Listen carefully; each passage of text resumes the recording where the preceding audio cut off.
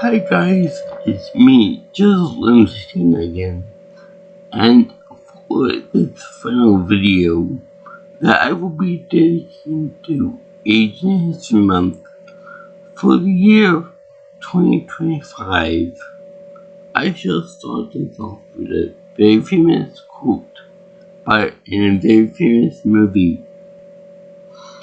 If you build it, they will come. Yes, I am talking about the second and final season to the Netflix show, The Naked Director. And boy, is it very funny. And dark too. There's some very dark and twisted portions of it too. Now, on Wikipedia, they labeled this show as a period piece. Now, I have to question that because this takes place in like the 80s and the early 90s. So, would you consider that to be a period piece if it takes place during that time period that's only like 30 or 40 years in the past? I don't think so. I think it's gonna be a little bit longer than that. I think it's gonna be more like 100 years or more for it to count as a period piece. But whatever. Technical details don't really matter so much. But, yeah, basically, Mr. Toro, I know I'm going to mess up these names, so just stay with me on that. Muranishi ended up becoming a real big, famous porn director in Japan. According to them, that it's the world's best pornography.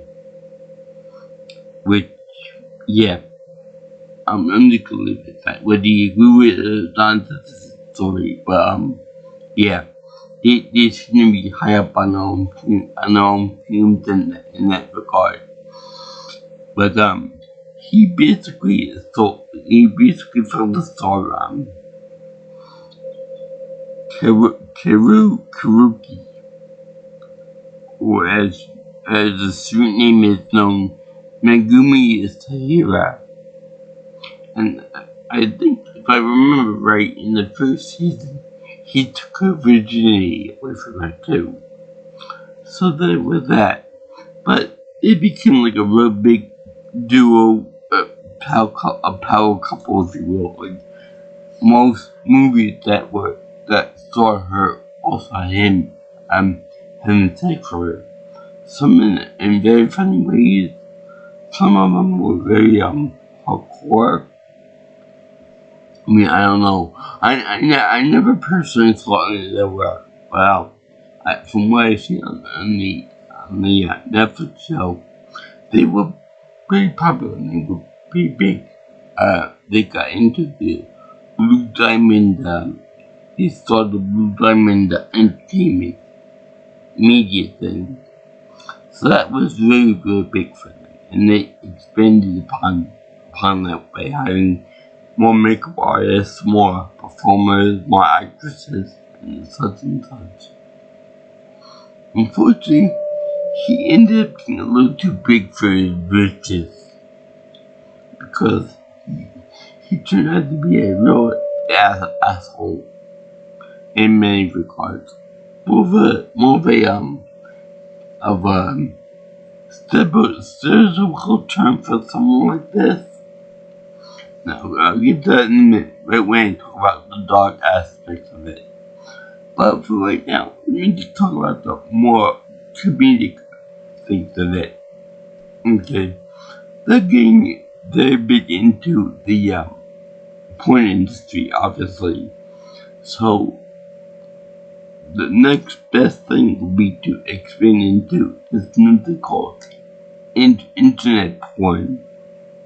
Because, the internet was founded upon world knowledge sharing, reading books and stuff online and, making documents available to everyone else.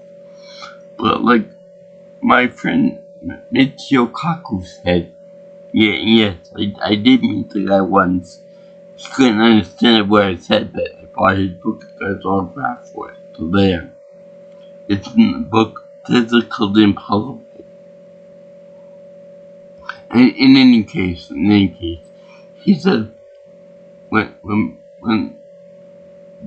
the internet was young, it was like 50% porn. But then when it got older, it got to be 85% porn. Anyway, they want to expand into that, and they also wanted to expand into satellite networking because we, as society, our biggest advancement is space technology.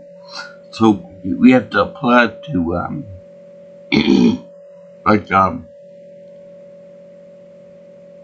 telecommunications, viewing stuff on TV, and HBO Max stuff, and triple X thing too. So that's really, really important to us. It's a real touchstone of our technological advancement, and who better to do that than the people from the land of the rising sun, Japan. And he wants to buy its own network. I think at first he wanted to rent the satellite networking equipment so he could do it himself and pay less for it. But then he just said, "Fuck it, I'll buy it. I'll buy the network for 1.9 or 1.09 billion yen. That's what it'd be." Now I'm not 100% on the exchange rate for yen, but I'm gonna assume that that's quite a lot of money, a lot of pocket change. And he does pay for it, most of it. But then again, he's got like a loan. He comes a little bit short, so he can't make a loan. And who else to get it from? The Yakuza, of course. The most trustworthy people in the world. The most stable people they probably get money from. Like any other mafia people, like the triads, like the Rush mob, the Italian mob. Very trustworthy people. Nothing can go wrong with that. Absolutely nothing. So they do increase the revenue in their subscribership, I guess. I don't know anything about HBO Max or Triple X or whatever network stuff that they have there. But they portray it as just focusing the subscribership just on the seeds and the countryside of Japan. Now, we all know that nowadays, in the 2020s, that there's a huge demand for porn all over the world. Japan, Egypt, Thailand, all the other stuff too. And it's kind of specialized. Like you like Japanese people in pornography, you just watch Japanese people in pornography. If you like cartoons in pornography, you'll just watch cartoons in pornography. If you like American Blondes in pornography, you'll just see that.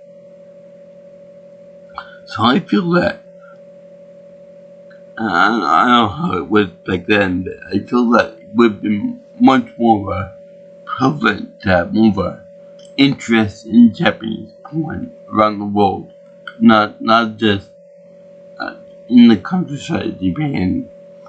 That's one of the inaccuracies that I see. But we had some very funny moments in it too. For example, the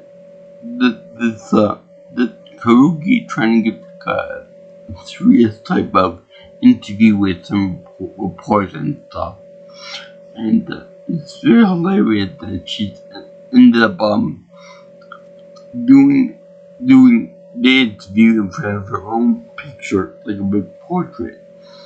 And the picture that they went with for that portrait was kind of off. She wasn't smiling or anything, she was just off with it. Like she was like a bit business serious type of thing. And it was funny, wow, to me.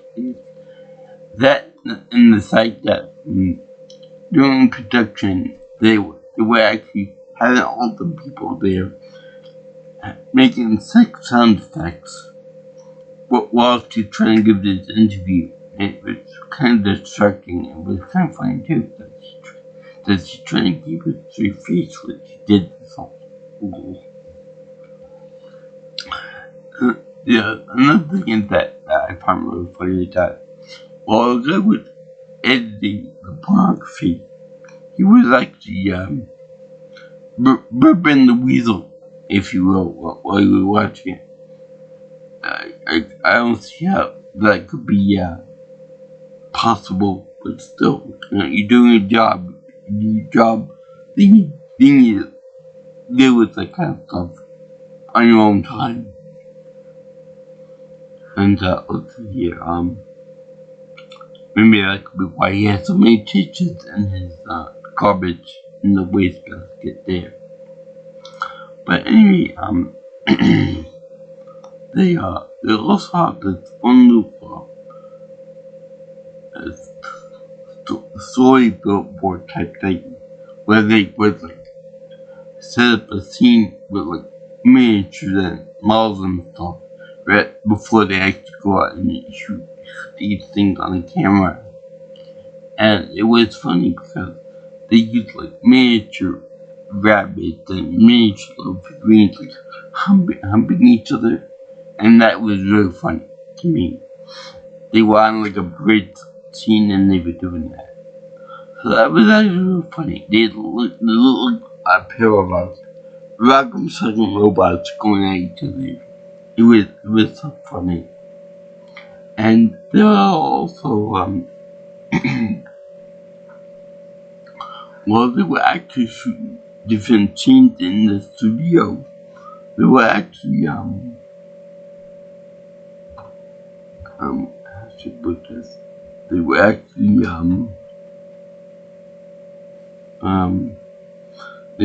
shooting their own scenes, like there were like 4 or 5 different scenes going on for different things in play there.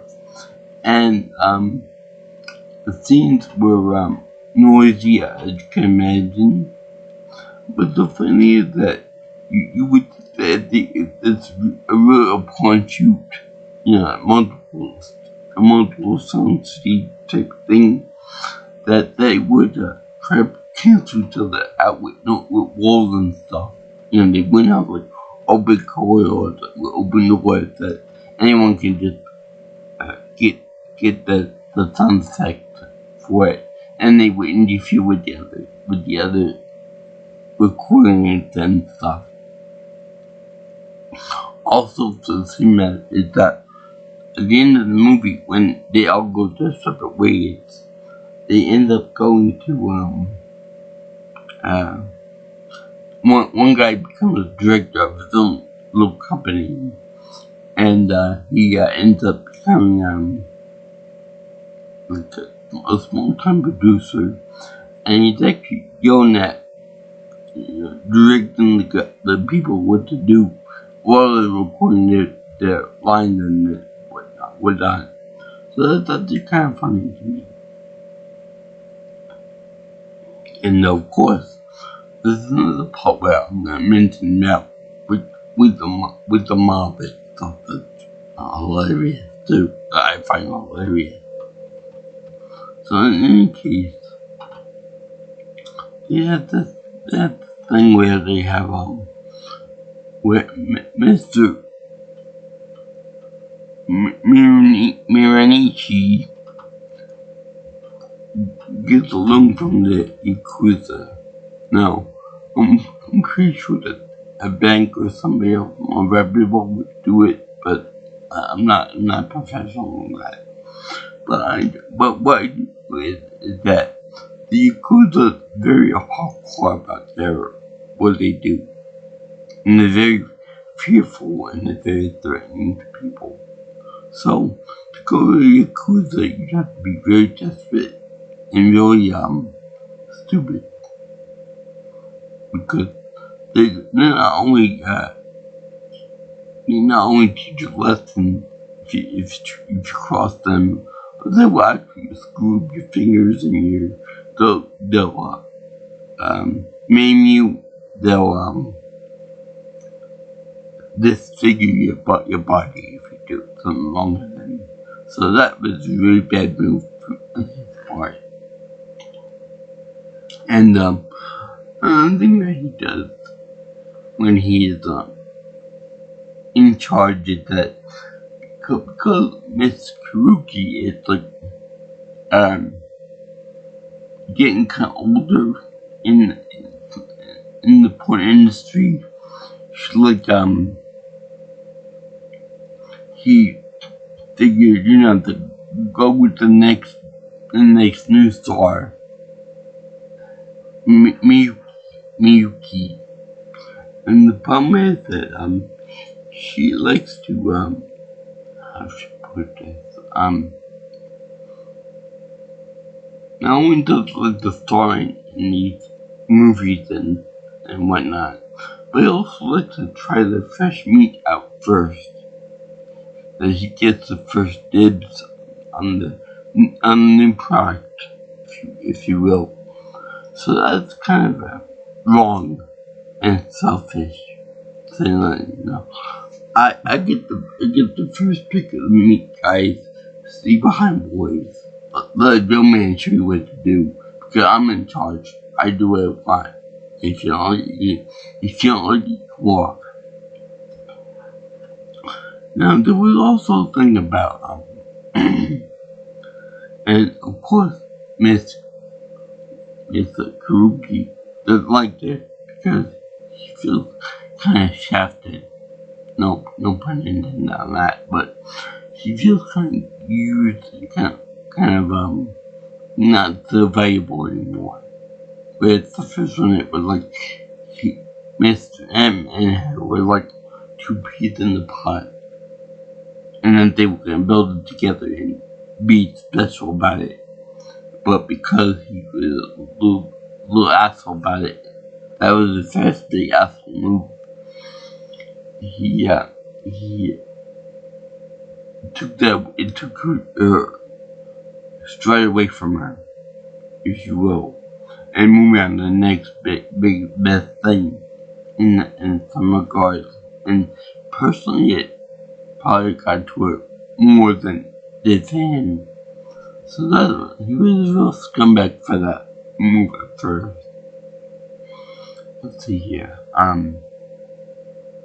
There was also two little aspects that I find interesting. Is that because the young women want to get more into the porn industry themselves, they would take their ideas and then go to a porn studio and then want to become an actress in there, which is okay and fine. But only if you're an adult, if you're over 18.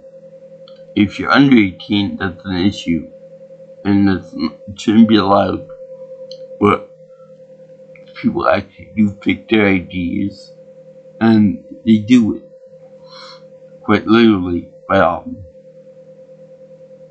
with the problem with Japanese girls and Asian girls in general is that they look young, like underage, teenage, young. Some of them. Hell, the girl I'm talking to, Sakura at my gym, looks like she could pass for 15-year-old girl, and she's 22, I think she said, was just playing. So anyway, that's a big issue. Like, some American people look younger than what they are. Like me, for example. But, when you're talking about Asian women in general, they can look really, really ugly. And that's like a universal type of thing, too. And another thing, too, is that the notion that, because the porn industry was exploding and, taking off and stuff, they claim that women have been selling their undergarments for money and stuff. Now, I heard about this from the show, Orange is the New Black. But I find a little bit of an issue with the legitimacy of that. Because let's say I see a beautiful woman that's offering to sell her undergarments to me as a customer. How I know that she even used those underwear and something? Like, I'm not trying to be gross here, I'm just saying, how I know that she used those underwear and she didn't just buy them off the Rockcast store or somewhere and didn't mail them out to me. That's kind of stupid for business to get, and the people who actually buy these things are just as stupid to think that, that, oh boy, I just bought this girl's panties, I'm gonna sniff them when I get them home. That's creepy and wrong and so stupid to actually purchase them, thinking you're not gonna get scammed once or twice. So anyway, in this movie, they actually suggest to pay back loan because the Yakuza want more money as time goes by.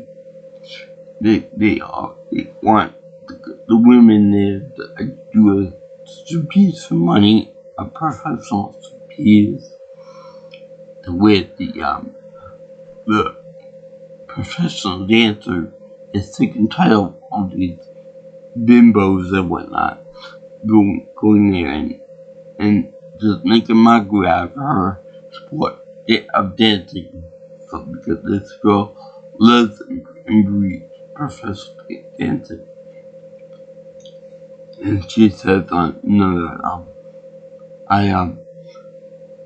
you pretty bitches, all you want is a hard cock or an rich hard cock to give you something to do. In more ways than one, of course. But I live and breathe this profession. I think it's beautiful. I think it's great. I think it's wonderful. And she really does lay into the nose, but eventually she does give in and train them to be striptease dance, like a burlesque type show. But it's really hard to see Japanese women doing that. So anyway, they show that the Yakuza ends up being kind of impatient with asking for money back in their investment into this thing, not getting anything in return. So they end up going to chase down this guy Toshi and his girlfriend, I guess, and they chase him down in the apartment building and whatnot, to try to rough him up, do something maybe to the girl, and stuff like that. I hope that nothing bad happens to the girl, because you know what that means. So anyway, they're chasing the girl, the guy over in the apartment building, and then telling him to work lessons and sexually and stuff. And then this one woman does let him into that apartment just in time for the cruiser to arrive. And it's really funny because she's like, why are you here? And she didn't bathroom and all that. So she looked like, why are you here? You're not welcome me and all this. So please let us stay for a little bit. What's really funny about this is the dubbing is kind of wonky. So anyway, like, they're like, please stay here. They're hiding all that. So then, we get out there safe and everything. The cruiser guys leave and stuff. All pissed off with the leader. I think the leader of the group is the grandson of the boss, the guy in the wheelchair, who's apparently paying off the police to look the other way and not investigate them. So anyway, like what we got with the Italian mafia, the Sicilian mob. So anyway, you turn up the corner and they see one of the guys works for Blue Diamond Studios. And he's over there, hanging by a sex ring, almost naked, with like hog tied and spinning around and around over a bed. I think the hot wax on his back too. And then the woman, the one in the robe, undresses the robe, puts it on the floor, gets up like a riding crop, and then with a leather corset and panties on, she starts whipping the guy. And it's really funny because even though you have two complete strangers there looking at these two people in awe about what they're seeing, like, my God, where have we become as a society? Meanwhile, these two are over there continuing what they were doing beforehand. We are in whatsoever. There are two strangers, possibly co-workers, looking at them at the dark secrets and just having a grand old time with it. And that lost my shit. That was just so damn funny. Also, they showed the women actors topless, but they didn't really show anything else besides that. Maybe a little bit of grinding here and there, but they never actually show any penetration or anything like that. So anyway, it's really funny. This show. Anyway, the more darker parts are that Mr. M ends up into the heat of these people. And in the course of the show, he abandons everybody, takes what he can, and runs away. But before that happens, he's like, I don't need you. You're nothing to me. I don't need anybody. Go away, Cat. Now, the Emperor of Poland doesn't need you. Go away. And then George leaves off and he hates them all. And it's a walks out on the guy. He's like, I mean you guys. But he wrote after everyone. He's like the stereotypical guy who gets too big for his britches, and then he pisses everybody off until they don't want to work with him anymore. And the thing is that, it might be on top. It might be your idea to sort this whole venture out, this whole thing, even though you're like a small little bug compared to everyone else in the trying to get in business world and entertainment world. So like, you make you make this much in a year, and you use that for piss water. No, I make this stuff per hour. What you make in a year. So it made him feel less big. So in any case, he's like, I don't need you. Go away. Go away. You sluts. Go away. So then, like, the last woman that walks on him slaps him across the face, where he deserved that, and he deserved many other people doing that too. I'm surprised that he only got one. So, and if I were a man that was tramping and doing makeup or whatever, I would keep him in the balls too, on top of that. Because he was a raw punk ass. He didn't need anybody, but he needed them a lot more. He needed them and the support and the other jobs and roles more than they need him. Especially for the fact that they didn't get paid for some of the movies and the actions. Anyway, the Yakuza guys always threatening to, destroy the place, rev up some people. There was a club scene in which the Yakuza ended up shooting up a bunch of people.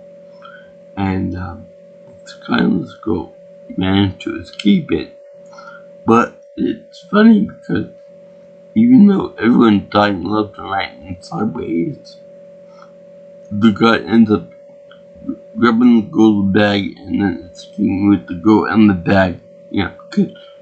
Because God knows, you can't live without that bag, can she? They have to make sure to save that handbag. And it was Gucci too, so it was really high valued. So anyway, the guy said, I don't need you anymore, all this. Everyone leaves him. So then he's like, pretty much, on the rocks, pretty much. He gets what he needs and leaves everyone else high and dry. And just abandon them. Same with Karuki. Karuki comes up with an idea about killing her and then ran away and then forming a religion with him or something or other. So, that doesn't go anywhere as she's talking with the makeup artist, Jungo, the cutest woman in the whole series, I think, played by, Seiri Ito, call me. And, she ends up trying to commit suicide because of her emotional downfall from dealing with the guy and not being popular anymore and being kind of old and stuff. So anyway, like a second class porn star, where the first season she's on top of the world. So anyway, she's been like 2 episodes in the hospital, and that's the one time when her mother comes into play. It's Koyuki, and she's only there for like a minute or so of screen time, praying with the little Christian rosary read. I thought it'd be something Buddhist or something, or maybe Shinto, but I guess not get that Christian life. Which is actually really disappointing because I thought she'd be more in a prominent role. So anyway, it showed that Toshi goes to visit, to visit the guy Mr. M, and for some reason he's gone nuts, gone crazy. and he ended up going to a bridge and going there naked and then showing pissed off. And yes, you get a nice low view of his ass, which I really need to see. But he supposedly, because he's a convict and a prisoner, that he can get more street cred as a porn director. I don't know how that works out, but ask what's her name,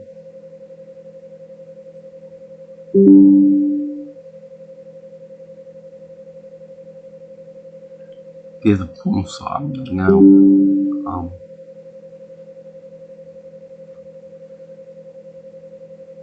anyway, whatever. So anyway, so she ends up trying to go to the Yakuza guy, try to get him to get rid of the loan and stuff, you know, what they owe him, because at this point it's like 2 billion yen from $50 million, 50 million. So he ends up killing the guy in the wheelchair, mob boss, which I don't think would be possible, but whatever. And that's just what the son to kill Toshi, which makes the rest of the mafia pissed off, and they end up attacking everybody at the place there, at the studio. They destroy everything, destroy all the stuff in there. Even I'm trying to release the uncensored version of the tapes, which is kind of the opposite of the Star Wars specials, in which they put in which it adds to it. These are more like the original. They're trying to release the originals, which I will buy the original Star Wars tapes if they had them, without any addition to them. But anyway, he ends up destroying it all, and for some reason, then he cut to the future, 94, when after everybody is destroyed, and Miss Ryuki, she ends up becoming recovering fully, going on extensive therapy, which remind me of this girl I know online, and she ends up becoming going out with cane, and then no more walking again. Very good job, Miss Ruki. And she became like a Marvel inspiration. If you English out there, you can do it.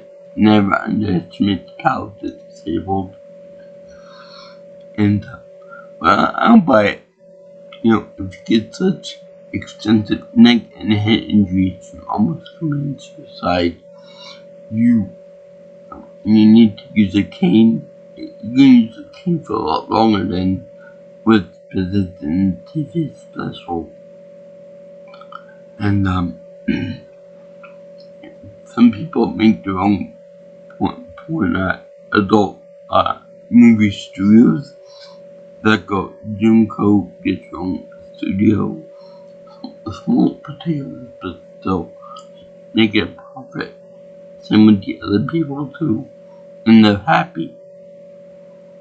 But it seems like Mr. M is doing all kinds of reality type TV show stuff, and just barely scraping by with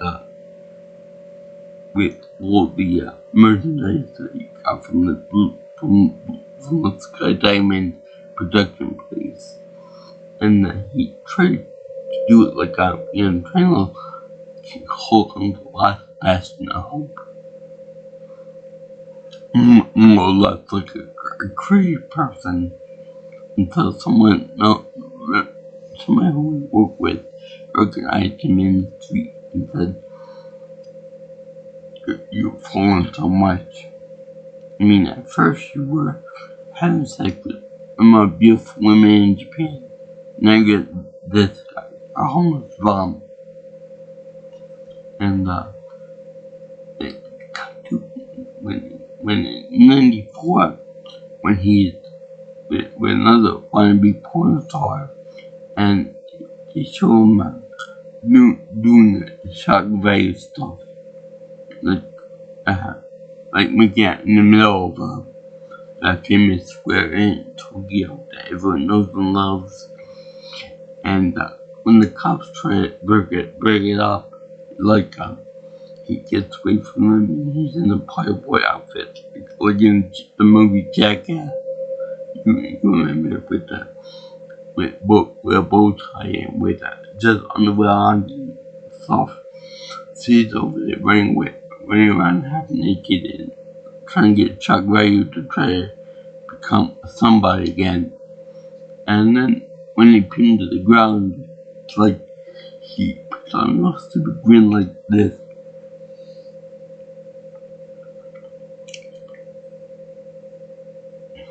And it's very, very disturbing and very much in his character that he's this compelling creep, again, drama with that episode, with that alien flying for his human horn. So anyway, it was very, he turned out to be a creep, only in it for himself, throwing his friends and family under the bus, just so he can keep alive, and so that the Yakuza would leave him alone. But, yeah, this guy was an awful human being, and the other defenders are better than the workers' monster, and such a greedy little pervert too, and he had to, inspect all the fresh meat first, which was not right. That's probably why he ran into the ground of business, because he's too headstrong, too stubborn, too much of a pain in the ass about it, and too proud of himself. He made himself to be a big deal. But when he was a small fry, he didn't listen to any advice. He got to be a real prick, real arrogant son of a bitch. And he showed what happened to him was very proper.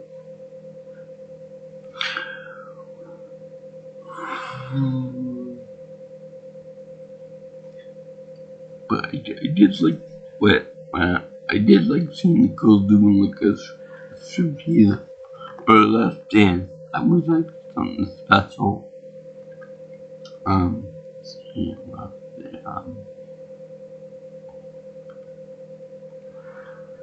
He didn't do anything really audacious as far as sex goes.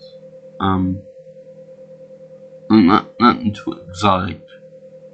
But funny thing is, they claim that the Japanese porn industry invented the facial, which is, to me, it's really funny. You would think that pornography would have that by the back, in the beginning, but I guess not. That was very funny though. Oh no, got on my chest. Oh no, it's disgusting. I don't want my chest on my face. But that was very funny that they blew up early. It was really funny. Yeah, this show was a very, very funny show. I highly recommend it. I thank you for watching my video on the second season of The Naked Director.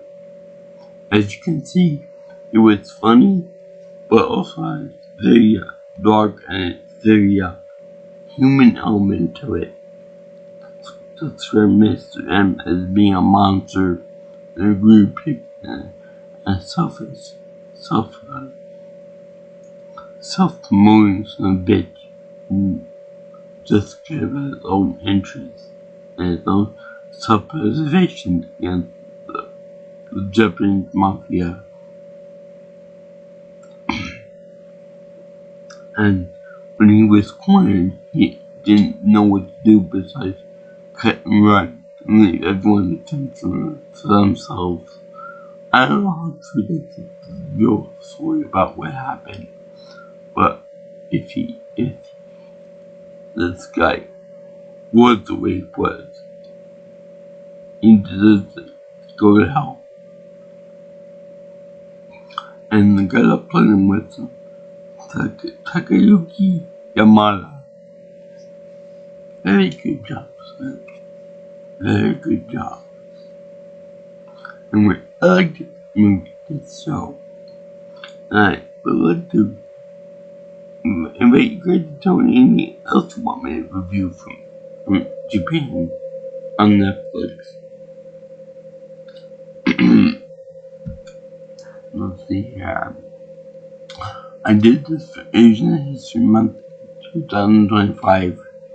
This is a very fun year for various reasons and various movies and TV shows. But I got a project for looking a lot like Pamput from Dragon Ball. I don't really have full control over my hairstyle. But I am growing for charity for lots of love. And here, lots of love. And the TV show, The Naked Director.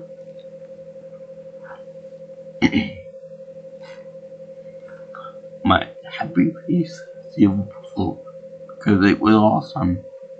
And it was also awesome to rise of the company as well as downfall of it because of human greed, arrogance, and stupidity. Could I have a very beautiful thing with the darling Karuki? But he squandered it, along with the trust of his fellow co-workers, and never, ever get loans or have dealing with a mafia, whatever region you're from, whether it be Russia, whether it be Japan, China, Africa, or anything else. Don't involve with the mafia at all, except the Amish mob, which I don't think exists, but still, it's fun to think about, because they always ask you for a debt that you can't pay back, with interest. So, yeah. If you guys like what you see here, and you want to see more of my videos and such, you can always like, comment, share, and subscribe to my channel.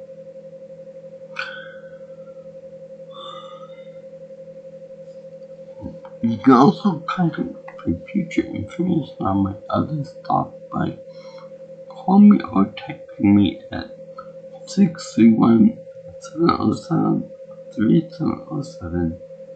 You can also follow me on Twitter or X if you prefer at PNelsonPro. Also, you can reach me at my email address at jjsviewingchannel@gmail.com. So, let's salute anyone that's interested in this type of documentaries about industries on Netflix, and Japanese culture and taboos and whatnot. And